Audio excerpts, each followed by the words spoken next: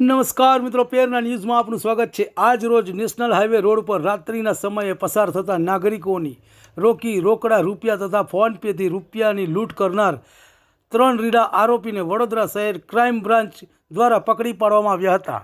આજ રોજ ક્રાઇમ બ્રાન્ચના પોલીસ ઇન્સ્પેક્ટર આર.જી. જાડેજા તથા પોલીસ ઇન્સ્પેક્ટર એચ.ડી. ટુવરનાઓની દોરવણી હેઠળ પોલીસ સબ ઇન્સ્પેક્ટર પી.એમ.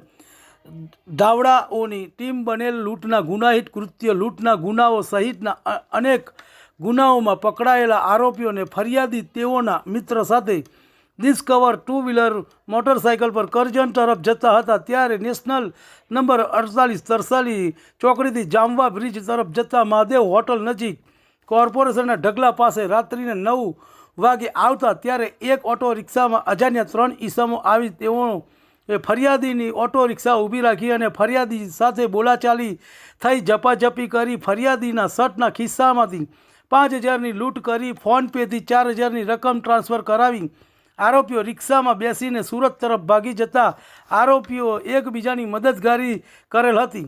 આરોપીઓના નામ કિરણ અંબાલાલ માછી, રહે સિંધરોડ ગામ, કૃષ્ણપુરા, જિલ્લો વડોદરા; રસિકભાઈ ચિમનભાઈ ચૌહાણ, રહે રામપુરા ગામ, આકલાવ, જિલ્લો આણંદ; ભાવિક ઉર્ફે પન્નુ; અરવિંદભાઈ વાઘેલા, રહે 776, ગોકુળનગર, ગોત્રી, વડોદરાઓએ શોધી કાઢી માટે ઓટો રિક્ષા અને મોબાઈલને કોની સાથે વધુ તપાસ માટે કપુરાઈ પોલીસ સ્ટેશનમાં સોંપવામાં આવી છે અને કુલ મુદ્દામાલ 1,02,000 આઈપીસી કલમ 392, 114 મુજબ ગુનો દાખલ કરેલ છે। તમને અમારા સમાચાર પસંદ આવ્યા હોય તો લાઇક, શેર, બેલ આઇકોન અને સબસ્ક્રાઈબ કરો।